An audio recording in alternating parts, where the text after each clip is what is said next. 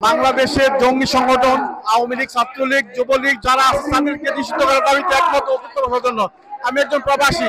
আমি বাংলাদেশে আওয়ামী লীগ নিষিদ্ধ হোক, ছাত্রলীগ নিষিদ্ধ হোক, ছাত্রদলের সাথে আমরা সবাই একমত হয়েছি। যা বলতে চাই সেটা একটাই, সেটা হচ্ছে আওয়ামী লীগকে নিষিদ্ধ করতে হবে।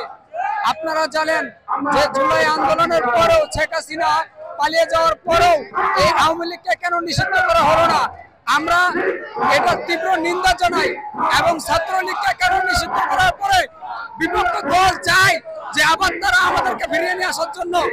এজন্য আমরা চাই না বাংলার কোনো মুসলমান চায় না, বাংলার কোনো মুসলিম চায় না, এবং বাংলার জনগণ চায় না যে বাংলার জমিনে আওয়ামী লীগ নামে কোনো সংগঠন থাকুক।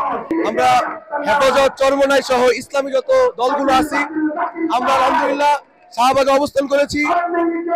একবারে শুরু থেকে আমরা আছি। যদি আল্লাহ তাআলা সহায় থাকে, আমরা বিটিআর হত্যার বিচার চাই। আমরা 5 মে আমরা শাপলা চত্বরে বিচার চাই। আমরা যখন দেখেছি যে আমাদের মুসলিম ভাইদেরকে জেলে নিয়ে পাশবিক নির্যাতন করেছে, আমরা সেই নির্যাতন ভুলি নাই। আমরা জুলাইয়ের যে ছাত্র ভাইদেরকে গণহত্যা করেছে, আমরা সেটা ভুলি নাই। প্রত্যেকটা সময় যখন হাসিনার ওই পদত্যাগের মুহূর্তে তখনও আমরা ছিলাম, এখন আওয়ামী লীগ নিষিদ্ধ হওয়ার সময় এখনো আলেম ওলামা আমরা ছাত্র জনতার সাথে আছি। যতক্ষণ পর্যন্ত এই আওয়ামী লীগ এই দেশে থাকবে, ততক্ষণ পর্যন্ত আমরা শান্তিতে বসবাস করতে পারবো না। আমরাও স্টুডেন্ট মাদ্রাসার, আমরাও স্টুডেন্ট স্কুলের ছাত্র ভাই যারা আছে তাদের সাথেও আমরা আছি একসাথে।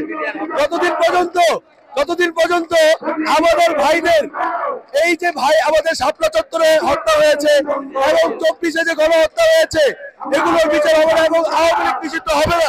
আপনারা তাদের সবাই গান গাইতে পারেন, আমরা গাইবো না, কারণ আমরা ইন্ডিয়ার দালাল না, আমরা মুসলিম শক্তি, আমরা বীর কাসিমের মুক্তিযোদ্ধা।